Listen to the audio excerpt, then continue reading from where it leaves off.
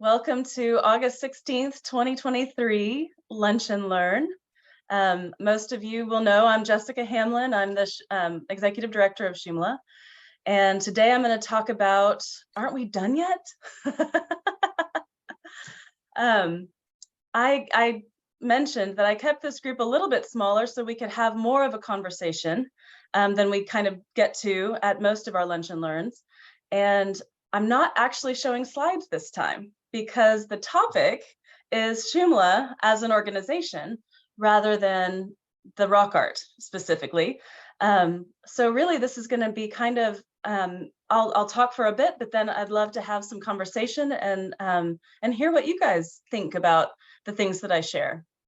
So as you know, this of course is Shumla's 25th anniversary year. 25 years of working toward our mission of preservation, and we have developed the Shumla method over that past 25 years of documentation, research, stewardship, and education.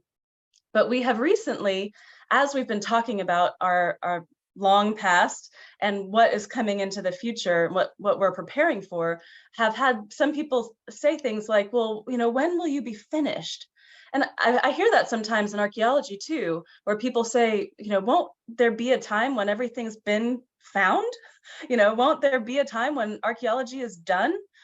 And it's a fair question. You know, if you think about the rock art and what we're doing as if it were a painting in a museum, for example, like a Van Gogh. And the museum acquired this Van Gogh and they accessioned it and they put it in their collection and they create the climate controlled area for it. And they send it to the conservation department and the conservator works on it. The conservator would eventually finish their job of getting the varnish off and, you know, making sure that the frame is correct. And then they would be done and it would be displayed, but it would continue to be experienced. It would be visited in the museum, it would be studied, it would be part of all of the large group of Van Gogh research that was happening. It would be included in museum catalogs, it would be published about, it would be part of educational programming. And then at some point in the future, over the time of this painting in this museum, technologies will have changed, you know, deterioration over years will have happened, and it will be time to conserve it again. And so it would go back to the conservation department and it would be conserved again and maybe reframed and studied differently. Maybe they would apply some kind of new lighting laser thing to see if there was a painting underneath it. And so the life of these paintings, just this one imaginary Van Gogh that I'm talking about, is a really, really long lifetime of preservation and study and sharing it with the world. And so the only way that conservation and care and contribution that it's going to make would be done is if it was destroyed, if it was no longer there. And even after that, all of the knowledge that had been gathered about it could still be studied. So it could still have a place in the wider Van Gogh research, but it itself would no longer need to be preserved physically. So if we take that into context with Shumla, for example, and if we pretend that there's only one, say there's only one mural, Fate Bell. Well, when I started with Carolyn in '98, we were working with slide film. We were taking photographs with what was a really good camera at that time. We brought them back to the office and we projected those slides onto a butcher paper, and we used colored pencils and we traced and created renderings. And we did intensive research. Carolyn got her PhD. She published a book. These are the renderings that we made with those colored pencils. You know, it became part and it contributed to the discipline of the study of the rock art of the Lower Pecos. And there were certainly tours and all of the different things that were happening at that time, but we were done to a 1998 standard. But clearly those colored pencil butcher papers are not going to be enough for now, you know, as we move forward. So now if we think about that mural at the 2023 standard, we are creating, you know, high resolution images through photography, 3D modeling, figure photography, digital microscopy, creating Harris matrices of the way that the paint is stratigraphically layered, doing motif analyses, taking renderings, creating renderings, first of all, in Adobe, which didn't exist, and taking those renderings as well as these high resolution images to Indigenous peoples for consultation. We're continuing to have stewardship conversations with the landowners and with agencies that come in contact. Lots of education goes around that one mural with publications and presentations and lunch and learns, e-newsletters, website information, tours, and all sorts of things. And this would be us being done to a 2023 standard, for example. And if we said that, maybe all of that would take 3 years, for example, to be done, then if we take that out to the hundreds of murals that we have, that would be 900 years to be done. So, and we don't have the armies of the Van Gogh researchers and enthusiasts. We don't have museums protecting individual paintings, huge organizations that purposefully raise money and care for these pieces of art and put them in climate control. Books, libraries of books on a single artist's work over a lifetime. We are that organization. Shumla is it right now, And so really the moral, and I'm giving away the moral before, the 9th minute in this lunch and learn, is that no, we will never be done. But that's not scary. And it's not strange or worrying, because no one really imagines that there will be a day when we would be done preserving that Van Gogh. They are under perpetual care, and everyone expects that. It would be really weird if a museum was just like, I think we're done with this one, and put it in the trash can. They have made a promise to care for this because we all agree that it is culturally important. It is something that we think has value and should be cared for. There are entire institutions devoted to round-the-clock care and preservation, as well as their study and sharing them with the world. And we are devoted to the care and preservation of the entire collection of hundreds of archaic masterpieces. No one ever says to a museum, when are you going to be done museuming? So now it's going to be, no one will hopefully, think to say to Shumla, when are you going to be done Shumlaing? Because it won't happen. But the fact that we have so much work to do and so much that we are trying to do and preserve, we organize our efforts based on the size of our staff and the money that we can raise into projects and programs. And we make sure that we're taking what has become our superpower, which is the preservation through these holistic means of these murals, and we are really focusing that effort. So for example, when we realized that we were not going to be able to document these sites quick enough with the methods we were using before, we created the Alexandria Project. And for 4 years, we did nothing but we didn't touch them, but visit every single mural we could go to and get that, at least that baseline of information about them, the super high resolution gigapan, the 3D model, the mapping, and the required site forms. And we did that for 235 sites. And we continue to do that as we gain access to those different sites that we weren't able to access during those few years. In response to a wish for people expressing a wish for individualized experiences at rock art panels, we created the Shumla Treks program, where we can take people and give them that experience, but within the auspice of a program that we can monetize, budget and make sure that we're handling within the ability of our organization. Our need to share our research methods and our findings, particularly in peer review, means that we go to conferences within our discipline and we present and we are reviewed and we publish in journals. And that takes a long time, but that peer review is important because that shows that we are continuing to do the work properly at the highest scientific standard. The desire to share our discoveries and experiences with the public has led to the Lunch and Learn programs. It was something that we realized we weren't able to, because of where we were geographically, speak to the groups of people that we wanted to. We needed them to be able to reach us from far away. And so Lunch and Learns was an answer to that.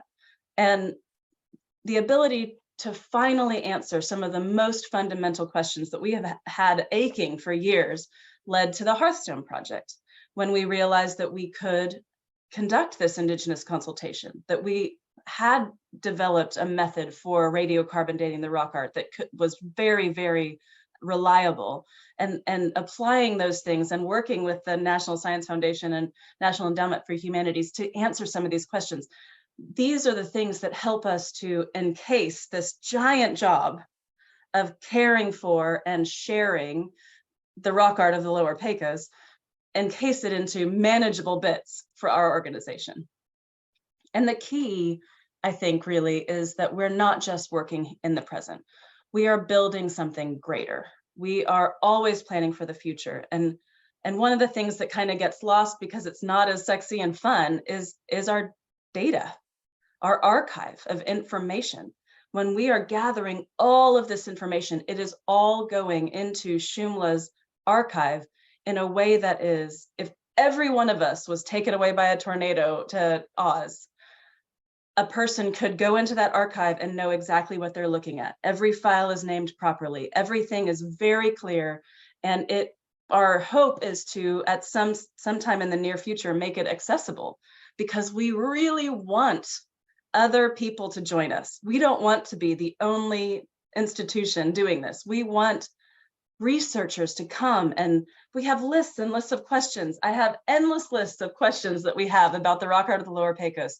And I mean, we can go through some of them later, because I just kind of as an point of interest, I asked our board and staff to send me all their niggling questions. And I've got lists and lists and lists of things that we could learn. With this archive of data, endless research could be conducted. Endless PhDs and masters could be conducted as people study the rock art of the Lower Pecos. But what else is also endless is that perpetual care of that archive. Because like the art, when we say that we are preserving the rock art of the Lower Pecos partially through documentation, maintaining that data is required to say that we have done that. If we take the pictures and we do the documentation, but then we lose the data, we have not done the job that we promised. So maintaining that archive is something that we will perpetually be doing. And whether it's Shumla doing it, or if we work with a partner to conduct that management of the archive, and making sure that as we're making it accessible, we're making it accessible appropriately to different people, and know who has access to what. And that's a big job in and of itself.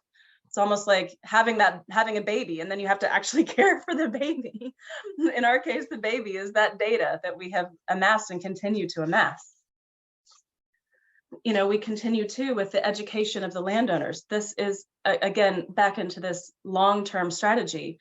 As we have the opportunity to work with landowners, we can help them get excited about the rock art on their land. So many of them don't know how unique it is, how incredibly valuable it is. And when we can take them to those sites and we can share with them what they have on their land, they become conservationists themselves. They learn from us how to mitigate different risks to their rock art sites, trying to keep vegetation from growing on it, keeping their goats and sheep from being near the rock art where they might rub against it. All these different, telling hunters what they may discover if they come to a hunting lease, and that it's not okay to put your name or shoot at it or whatever might come to mind, not because of malicious intent, but just because of ignorance. We can share all of this information and through the generations pass down this love of the art that is owned by these private landowners. Also stewardship. Jack Johnson's sitting right here, working with the agencies that partner with us, the National Park Service, the Texas Parks and Wildlife, advances our preservation and our awareness, and it helps us to pool resources to get this, continue to get this job done. And those organizations, I should say, are part of our group of people, like the Van Gogh museums that are really, really helping us to make this happen. Conducting our research and documentation to the highest scientific standard means then too that it can be replicated. So if we do it right, people can come behind us, and if they want to refute what we think we have found, or the publications or the presentations that we've made, great, that's science. Come look at the data, replicate what we've done and see if you get the same result. Continue to grow the discipline, continue to grow this knowledge. We're really, continuing to do what we do best, but we're also, in a sense, passing the baton and giving people the opportunity to join us in this incredible, just amazing library of art and all of the knowledge that it holds. I really, truly believe that we are at the beginning of something pretty great. I know there was a time when people really did not believe that Mayan hieroglyphics, for example, could be deciphered, that it was the people were lost, the knowledge was lost. And then, middle of last century, a group of people came together and they worked it out. And now there are Mayanologists all over the place. There are whole departments specifically for the study of the writing of the Maya. I believe, and this may be just highly optimistic, Jessica, but I truly believe that there is that much information or more in the rock art murals of the Lower Pecos, and there could be, and we hope will be someday, whole departments focused on it. I don't know what our name could be. Mayanology just rolls off the tongue. I'm not sure what Shumlaology. I don't know. That's a little self-serving, but there will be, and I think that's pretty incredible. So in terms of where we're headed, what's next for Shumla? In the short term, within the next year, we will be finishing Hearthstone project. We will be completing our final sites with digital microscopy, with the radiocarbon dating. The consultation with the Huichol has occurred, but we have so much analysis that needs to happen on the things that they shared. We now have transcribed all of those recordings, but now working with the Huichol and just working through all of these recordings and what they were pointing at and what was being said to bring out the motifs that are the most important, that have the common interpretations across the different consultations. We'll be presenting all about Hearthstone, starting with the Texas Archaeological Society meetings in October. We have an entire symposium that we're hosting on Hearthstone project, which will be really incredible. And next year, we will be doing a lot of writing. All of this analysis, all of this effort needs to be published so that it can contribute to the discipline and keep moving things forward. And sometimes that too feels a little bit less sexy than going in the field and doing the stuff. Writing is a little bit boring, but those publications make all the difference. If we were the kind, if we were archaeologists that went and got all this stuff, information out of the field and then just left it in our heads, again, we're not doing our job. That's not truly preservation. My head is eventually, I'm going to not be here, and that's not enough. It needs to be out there. So that is very exciting. In the slightly longer term, we are very focused on our data management. In fact, we're going to probably bring in a data curator to focus on. We have now, I don't know, that my staff will correct me, but nearly 40 terabytes of data. It is an absurd amount of data. And we just received a grant to create a mirror server at our San Marcos office so that our staff can more easily access the data that we've collected. And when they set it up, our IT guy said it was going to take 6 months for the data to download.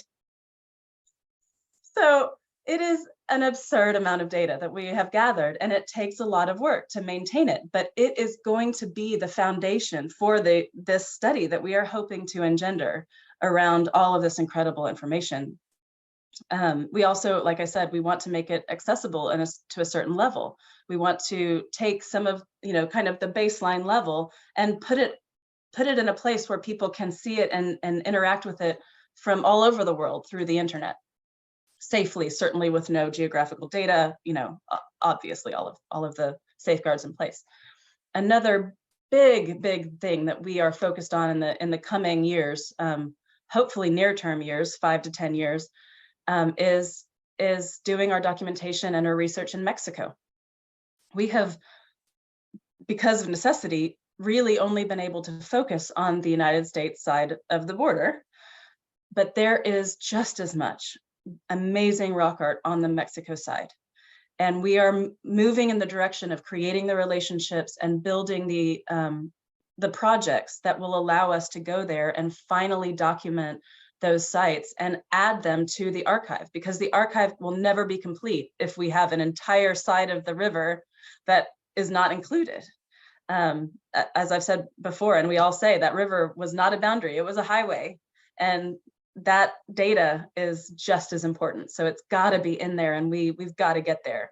And one of the best tools that we have for that is our new senior preservation archaeologist, new as of a year, Diana Radillo Rolon. It comes from Mexico and has relationships there, and she can really, really help us to make sure that we can do that safely, efficiently.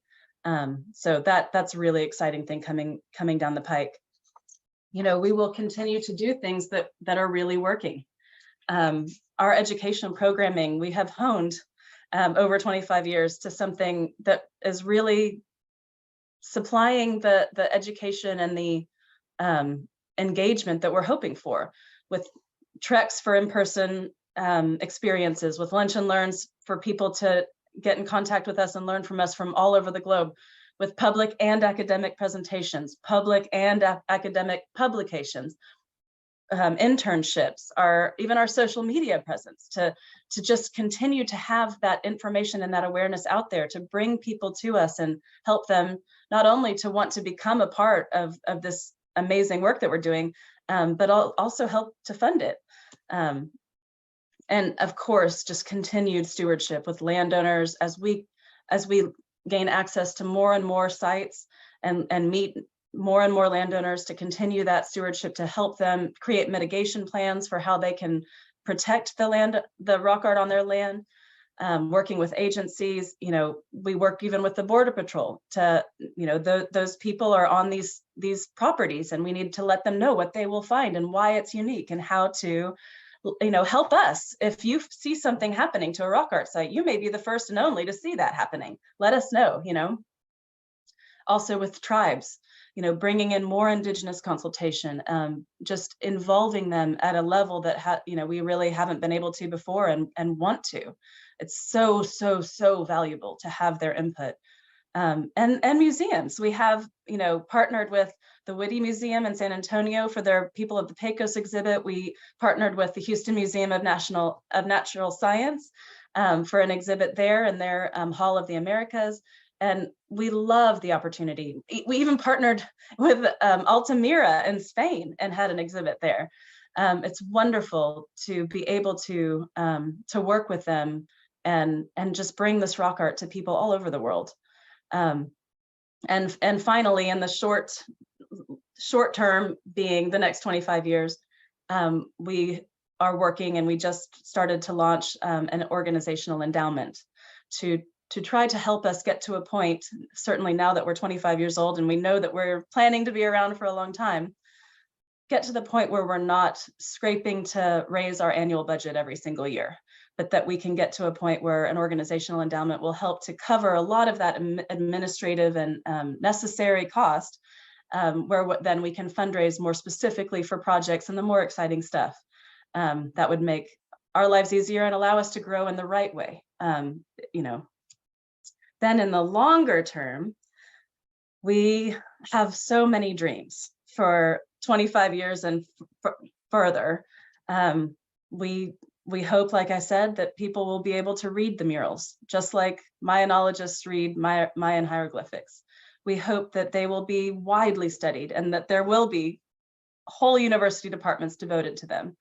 We hope that they'll be in textbooks and that children will learn about the ways that people have always used art and creativity to make it through, to bind together as a community to survive. It's not for fun only. It may be fun, but it's not why. It is a survival tactic. And there's so many reasons why, and it's exciting to share that because, well, I mean, it's frankly so beautiful.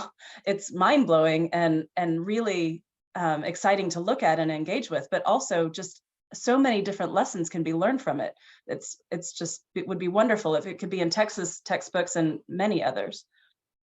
We would love it if the rock art of the Lower Pecos was more well known. I can't tell you how many people I talk to in a week that here in Texas that say, what? There's rock art here? It would make us so happy if you were talking about rock art sites of the world and you said Lascaux, Chauvet, and Fate Bell. That would be a dream. We hope to have learned through chemical studies like those that Karen is working on now, more about the paint, ways that maybe we can someday in the future conserve the paint in situ. One of our biggest issues right now, and the reason why we focus so heavily on digital documentation, is because we can't. There's nothing we can put on the rock art. There's no way to take the rock art off the wall and put it somewhere climate controlled. It's too fragile. But who knows what we'll discover, in the coming years. We hope to know how the art fits into the cultural history of our nation, of Mexico, frankly, of our continent and migration, and really, if you keep going back, the world. We have an amazing snapshot here that could really answer some big globally significant questions. Hopefully, we achieved a National Historic Landmark for the region, and we would love it someday if some of these sites, maybe the publicly owned and managed ones, would become World Heritage sites. They deserve it. They certainly deserve it, and it would be incredible to be a part of that process when the time is right. And for us, for Shumla, continued focus on where our superpowers are best used for the preservation of the rock art. Success in fundraising to allow for our future success, our future efforts. And I wanted to show this picture because I love this so much and I keep it in my office. It says, "May our roots outpace our branches." And that is a really, really important thing that I like to remember, because when you get so passionate about something, it can be easy to just want to dive headfirst, and that can be a problem for a lot of nonprofits, because you have to have that basis of the right people in the right positions, doing the right work, funded by the right supporters, to be able to do the great things that you hope for. Without this falls over. So that is something that is always in my mind and in the minds of our administration and our directors and our board, is making sure that we don't get too big for our britches, but that we are focused in the way that we are using our resources and our abilities.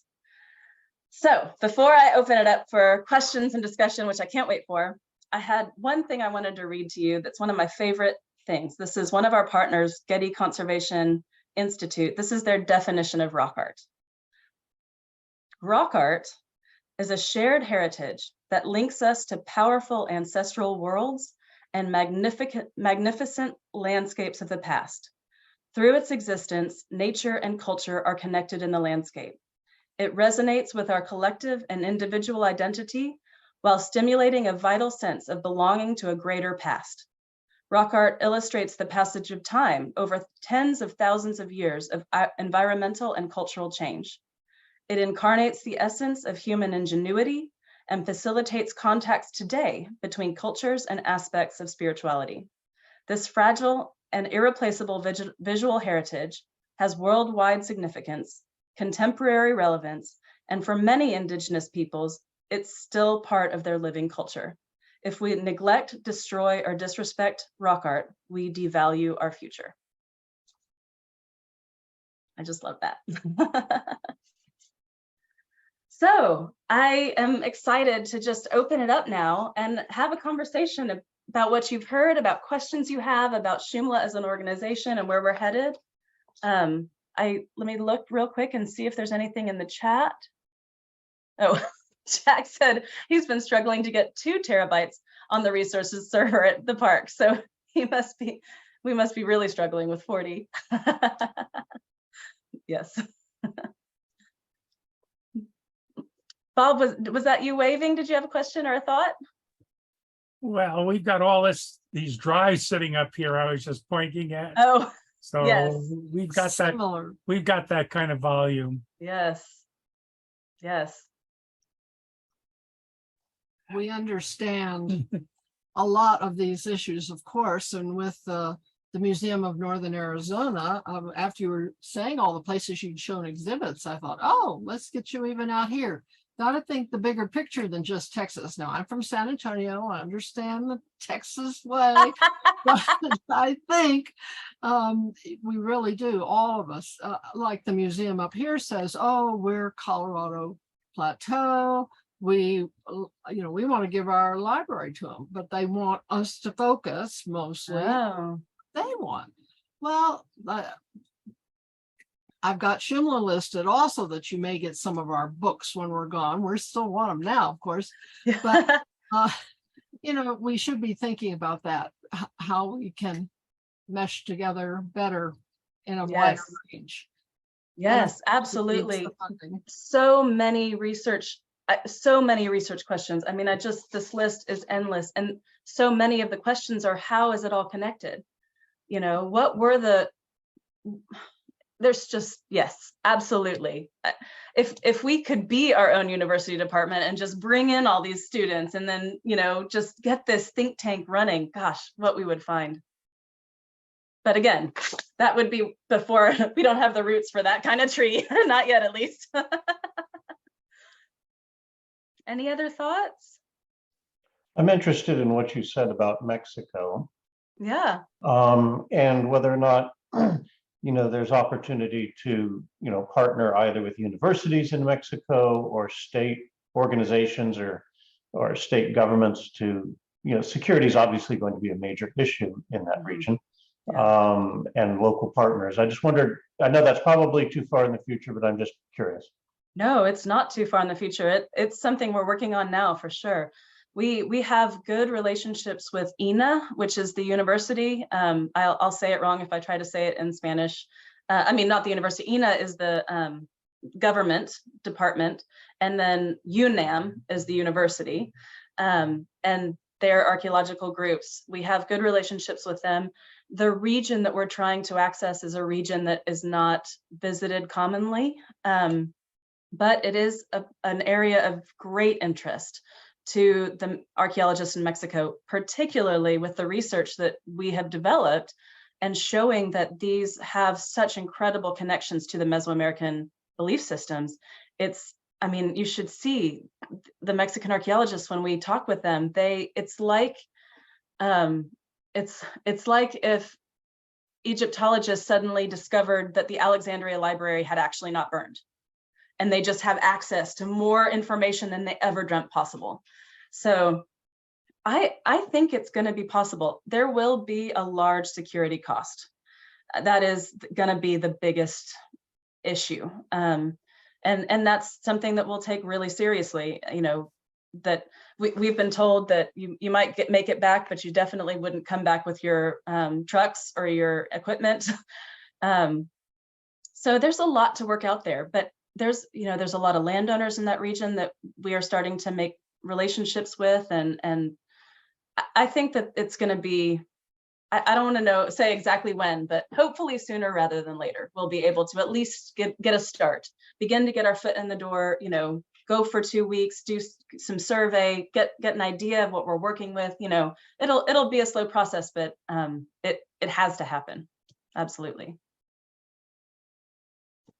I see a question from Katya. I would like to know if you have a specific strategy of science communication my chat went away. Science communication as a whole, or work it out individually. So our science communication, we focus on, first of all, conducting all of our research to the highest scientific levels, and then peer review is a really big part of that. So the communication through peer review channels. So the journals that are peer reviewed, like the big ones, American Antiquity, lots of different ones like that we know, people are reading and checking. That's probably the biggest aspect of our scientific communication, and then our presentations at the Society for American Archaeology meetings, the Texas Archaeological Society meetings, the Getty Conservation Institute meetings of the Rock Art Network. We present internationally sometimes when we can afford to go. There's, even in Mexico, there's a lot of opportunities that we hope to take advantage of to share our scientific knowledge. And then, of course, our education programming with the internships. Now that we have a San Marcos office with students that we can access more readily, sharing not only what we're learning, but how we're learning it, what our scientific methods are, is really important too. So yes, I hope that answered your question.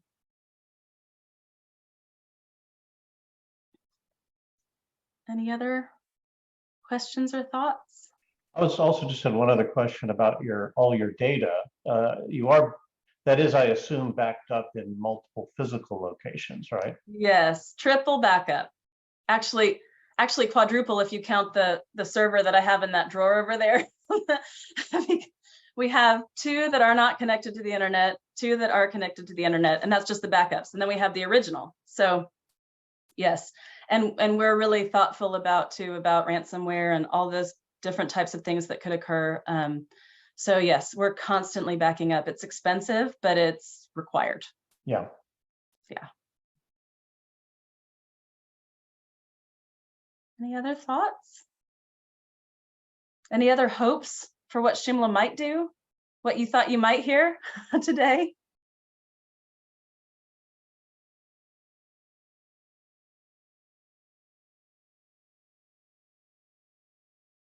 Nothing, just more? Just want to say, keep up the good work. Yes, thank you. Let me see, I have one from Marilyn. Watching Shumla webinars has taught me when I see other rock art webinars to wonder how many colors and in what order they've been applied.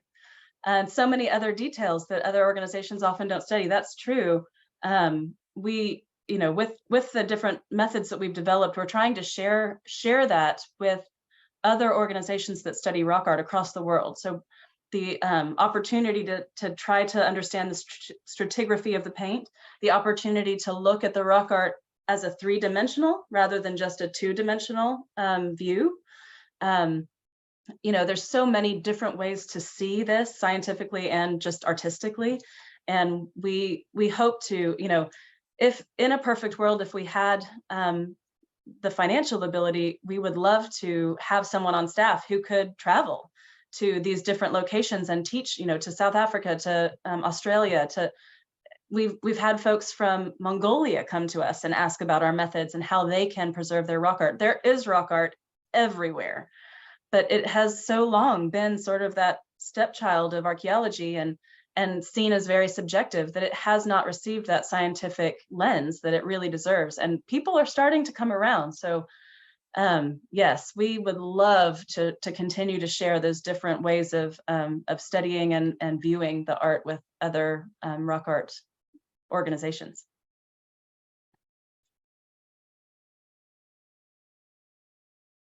Yeah. Well, yay. Well, if you have any other questions, you can always reach me at jhamlin@shumla.org. If you would like to support the things that we're doing, you can give on our website. We are starting our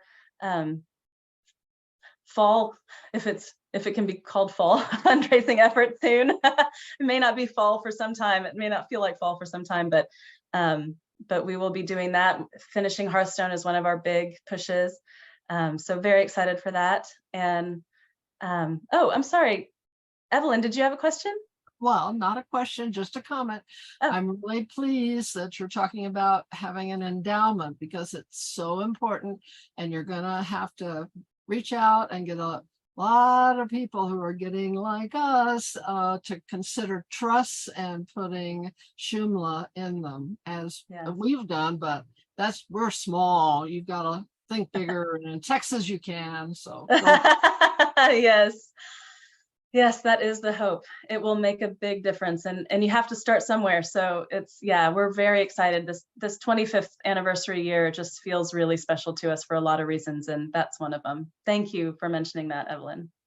Does the alliance or the relationship you have with Texas State give you any ability to use their endowment fundraising staff or advisors or anything in that regard? It doesn't. That doesn't mean that I couldn't call and just ask a question. But, you know, and they would, I'm sure, just be willing to talk.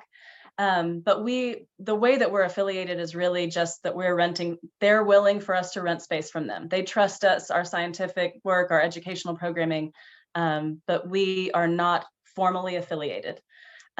However, through the endowed professorship that we created for the position that Carolyn now holds, the Shumla Endowed Research Professor in the Anthropology Department at Texas State University, as we continue to work, you know, with that position, there are possibly opportunities there to partner, but that would not be part of Shumla's organizational endowment. Okay. But good question. Yes, always thinking. Yep. Awesome. Well, thank you guys so much for joining. I loved having this smaller group and just kind of getting a chance to see everybody's faces and feel like I'm talking to friends. Thank you for supporting us and being with us, and we can't wait for the next Lunch and Learn and the next time we get to see you in person.